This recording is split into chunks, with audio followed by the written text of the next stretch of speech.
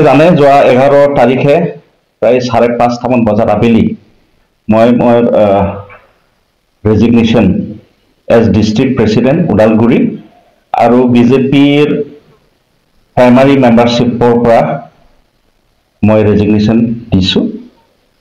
Resignation letter মই ভাৰতীয় জনতা party ৰাজ্যিক সভাপতিলৈ প্ৰেৰণ কৰিছোঁ মাননীয় দিলীপ শইকীয়ালৈকে। তাৰপিছত মই ছ'চিয়েল মিডিয়াত দিছোঁ মোৰ নিজৰ ফেচবুকত। তাৰপিছত বহুত ৰিয়েকশ্যন আহিছে, আপোনালোকেও দেখা পাইছে। মই মোবাইলটো ছুইচ অফ কৰিবলগীয়া হৈছিলে এই দুদিন, কাৰণ বহুতে প্ৰশ্ন কৰিছিলে যে এইটো কিয় ল'লে, কি কৰিলে। আৰু ফেচবুকত বহুত ৰিয়েকশ্যন আহিছে।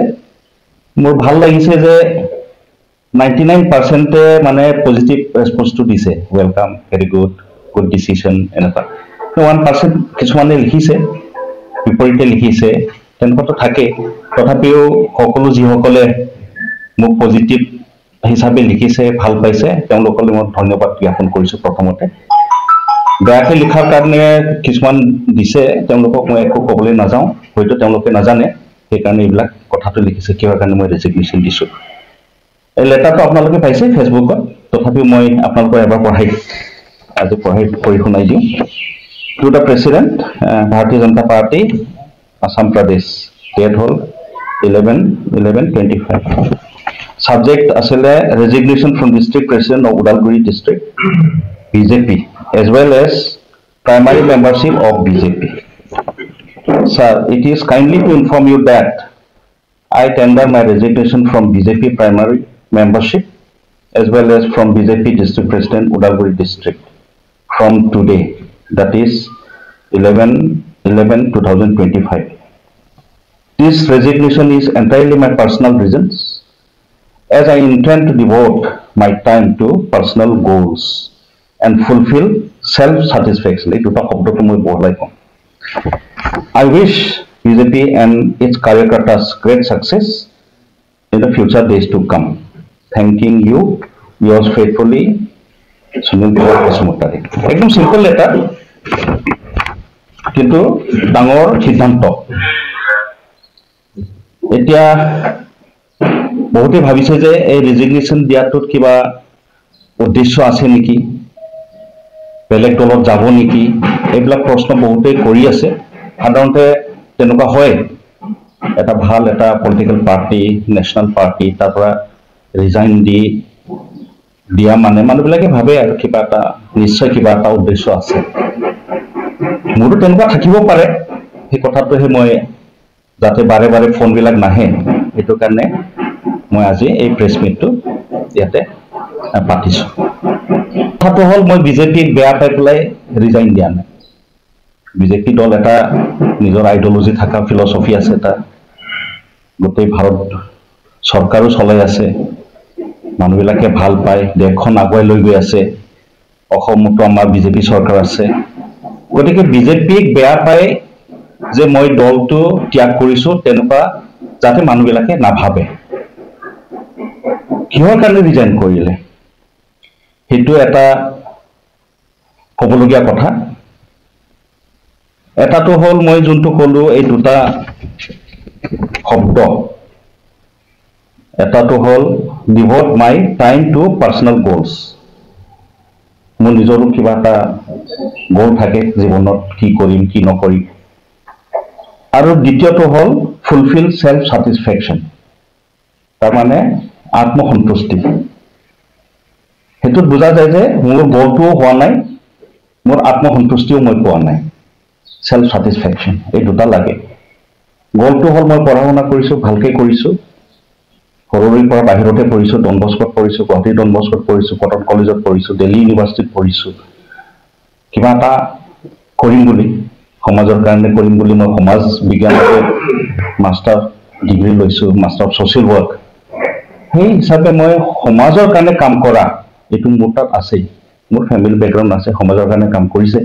ময়ো সেই হিচাপে হয়তো দেউতাৰ তেজৰ সেইটো মিলাৰ কাৰণে সমাজৰ কাৰণে কাম কৰা এটা ভিতৰ পৰাও আছে। এইটো হ'ল কিয় মই ৰিজাইন দিলোঁ। ইয়াত মই চিম্পল এক্সাম্পল এটা দিব বিচাৰোঁ। এনে ৰ'ব নিচিনা এজন মানুহ আহিল, গছটো চালে, গছত বহুত ফল দেখা পালে, ভাল লাগিল, খাব মন গ'ল। তাৰপিছত তাত গছত উঠিল, যেনে তেনে উঠি গৈ গৈ গৈ ফলটো ল'ব যাওঁতে ক'ৰবাৰ পৰা বান্দৰ এটা আহি ঘপকীয়াকৈ এইটো ফলটো লৈ গ'ল। আকৌ এইফালে চাওঁ, এইফালেও ফল আছে, সেইটো লওঁ, সেইফালে যাওঁ, সেইটো বান্দৰ আহি পেলাই লৈ গুচি গ'ল।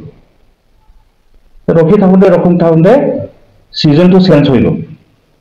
এতিয়া ফল নাই আৰু, শুকাই গ'ল, নাপালোঁ, ফলটো খাব নাপালোঁ, নামি আহিল। 1 নম্বৰ কাৰণ। 2 নম্বৰটো হ'ল, ফলটো আছে, খাবলৈ যাম বুলি উঠিল, ফল পোৱাৰ আগতে এটা সাপ দেখা পালে, যাব নিদিয়ে ওপৰত। সাপটো যাব নিদিয়ে, কেনেকৈ যায় ওপৰত? 2 নম্বৰ, নাপালে ফলটো, তলত নামি আহিল। 3 নম্বৰটো কোনটো একদম বহুত ডেডিকেটেড, নাই মোক ফল নালাগে।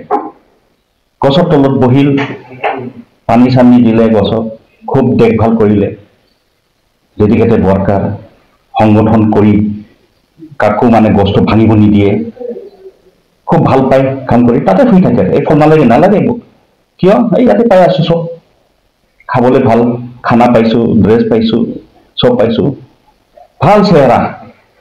সেই তেনেকুৱা কিছুমান থাকিব পাৰে। কিন্তু কিছুমান পানীও নাপায়, ভাতো নাপায়, মাংসও নাপায়, তাত বহি আছে, পানী শুকাই যাব, সি তাত থাকিব নেকি? নাথাকে, বেলেগ এটা গছ বিচাৰিব পাৰে। সেই তেনেকুৱা 3টা, এইটো কাৰণ ইনডাইৰেক্টলি এটা এক্সাম্পল দ্বাৰা মই আপোনালোকক এইটো জনাব বিচাৰো। তেনেকুৱা থাকিব পাৰে কাৰ্যকৰ্তা, যে ফল থকা গছটো কেনেকে এৰি গুচি যায়, তাকে ভাবি যে এটা ভাল ছেটিছফেকশ্যন পোৱা জাগা, য'ত মোৰ গ'ল আছে, মই মানুহক লগ ধৰি ভাল পাওঁ, মানুহক সহায় কৰি ভাল পাওঁ। এইটো নহয় যে মাত্ৰ পলিটিকেল পাৰ্টিত থাকি পেলাই সহায় কৰিব পাৰোঁ। ব্যক্তিগতভাৱে মই এই 4 বছৰ মই কৰিলোঁ, মানুহক কিবা সহায় কৰিব পাৰিছোনে? মই ব্যক্তিগত হিচাপে কিবা কৰিব পাৰিছোনে? এইটো মোৰ নিজৰ প্ৰশ্ন এটা। কাৰোবাক কিবা চাকৰি দিব পাৰিছোনে? কাৰোবাৰ ৰিকমেণ্ডেশ্যন কিবা এটা ভাল, এইটো কৰিব পাৰিছোনে?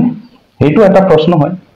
যদি পলিটিকেল পাৰ্টিত মই নাথাকিলোহেঁতেন, অকলে কিবা কৰি থাকিলোহেঁতেন, তেতিয়া হয়তো মই 1, 2, 3, 4, 100জন মই ব্যক্তিগতভাৱে কিবা এটা সহায় কৰিব পাৰিলোহেঁতেন, তেনেকুৱা ভাৱটো এটা আহি যায়।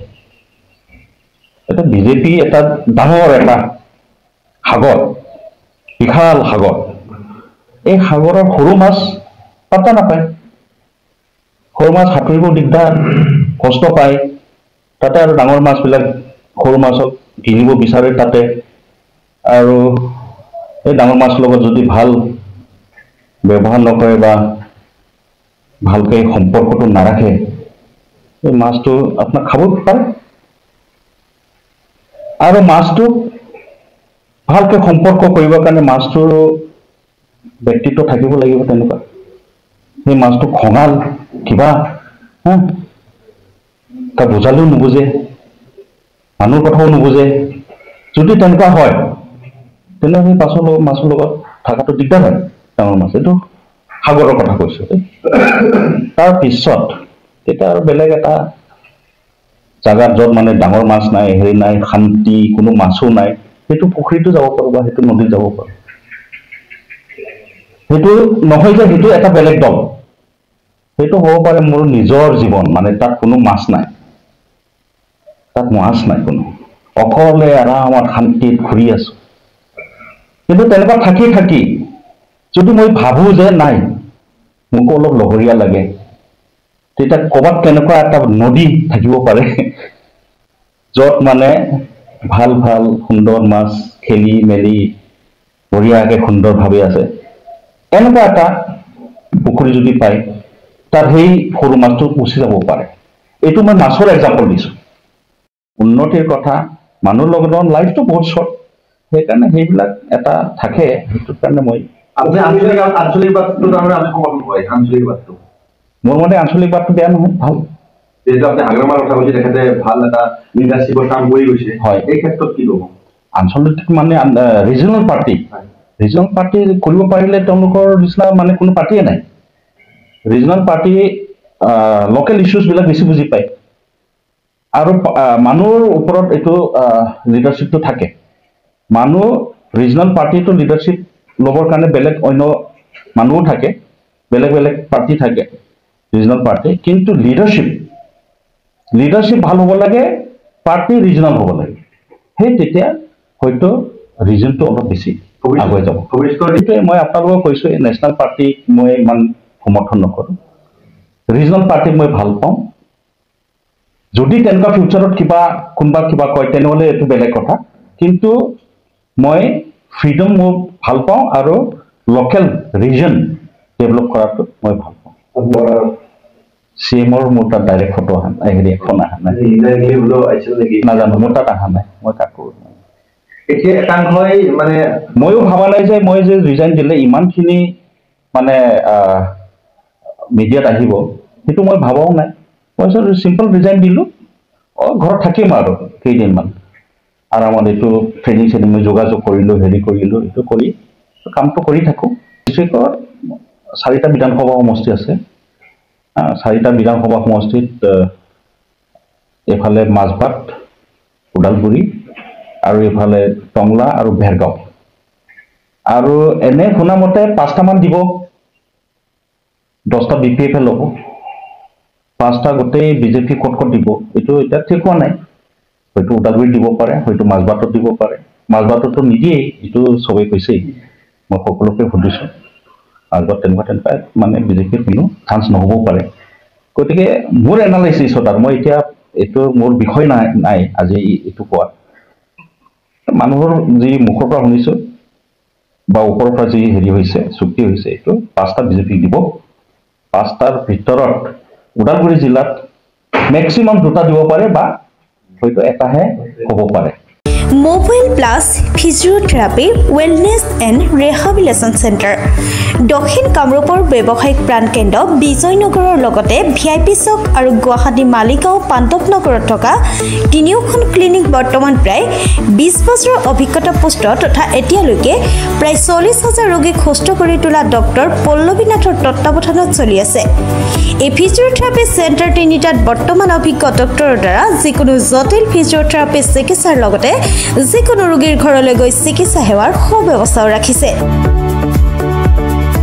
আমাৰ ঠিকনা mobile plus physiotherapy wellness and rehabilitation centre opposite Uparhali Bijoynagar SBI branch আমাৰ VIP চকৰ ঠিকনাটো হ'ল VIP Chowk near VIP bus stop Borjhar Guwahati আমাৰ মালিগাঁও ঠিকনাটো হ'ল Celas 360 physiotherapy and rehabilitation centre Maligaon Pandavnagar Guwahati 12 আমাৰ যোগাযোগ নম্বৰ হৈছে 8011744696